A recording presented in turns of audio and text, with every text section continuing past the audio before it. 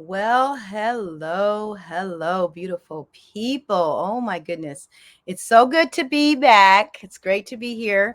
Um I what I said at the end of my last video that I would come back and I would talk about embracing the process.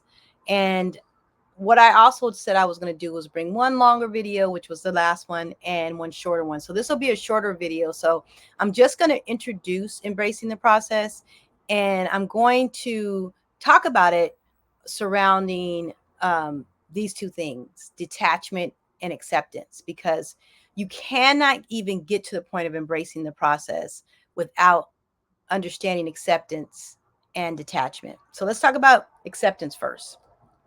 There's a term that I love that I got from AA and working with people in AA, clients as well as a former spouse. And when reading the big book, right?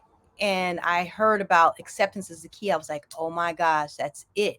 Being someone who's a counselor and understands therapy and counseling and all that, right?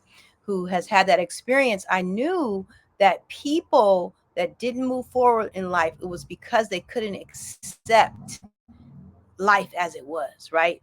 And people, situations, circumstances that they were not able to move on because they had an issue with acceptance. And you can't heal without getting to that point of acceptance, right?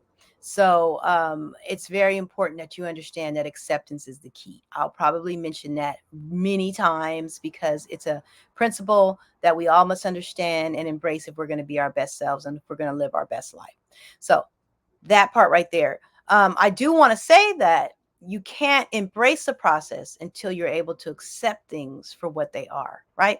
It is what it is, right? And embracing the process is all about you understanding that to every goal, the larger ones have smaller goals in them, right?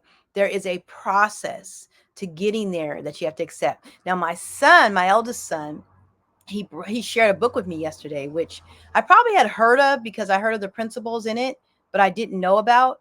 But it's chop wood, carry water, and it's really about embracing the process. I love it. I'm reading it now. Really getting into it, and I was like, "This is it. This was beautiful. Thank you so much for the gift of this from my son, which was gifted to my from by my nephew." So I was like, "This was beautiful. I love it." And it speaks so much to this process of just doing those the daily things that you do that lead to the big blessings, right? All right, so that's that. Um, Big plug for that person. The author's name is not the top of my head, so just look up the book. You'll find the author. Detachment. Okay, the law of detachment, y'all. You hear about it, but do you really understand it? Do you really understand that you must detach to move forward in life? That you must let it go, right? You must let it go. People's opinions and expectations of you, number one. Detach, okay? I have to give the story of my mother because her opinion mattered so much to me that even with the things that I knew I wanted to do, I wouldn't have done those things because my parents went through something traumatic, and there was a fear that she had that, just always make sure you have a job, make sure you have your one job before you get another one. Angie, she would tell me, she was like, don't, just make sure you have a job, because they had a great business for 20 years that they lost. And that fear that came over her, and the loss of her husband, the loss of everything, she placed that on me. I'll say this, I have other siblings, but for me, hearing her say that all the time just made me second guess and question. So her opinion, her expectations of me to always have that job, right, just really worked against me. I'll just put it that way. It really worked against me because I should have been going after what my spirit was saying do in the beginning, right? But I worked around it. Still a lot of good things happen, but I tell you, I wish I would have understood law of detachment then, but I understand it now. And so, as much as my mother, God rest her soul, I love her. And I'm sure you all love your mothers. I hope you do. And fathers, that you have to understand, you have to, as become an adult, You must detach from their opinions and their expectations of you. Now, if they're right aligned with what the Spirit is saying and what, Most High wants for you, by all means, that's wisdom and you need to follow it. So don't get it twisted. I'm not saying don't listen to your parents. I'm just saying make sure you understand people's opinions are just that. They're their opinions, and their expectations are just that. And you have to make sure that they are aligned with what God has for you before you just embrace it, right? Very important that you understand that. It needs to be in alignment. Now, if they're giving you wisdom and you can't receive it because you're not aligned with what God has for you, now that's a whole nother story. You got to learn how to detach. Another thing you need to detach from is resources. You have to understand that it's not me having or someone else having or someone else in your life having that's keeping you from getting it, right?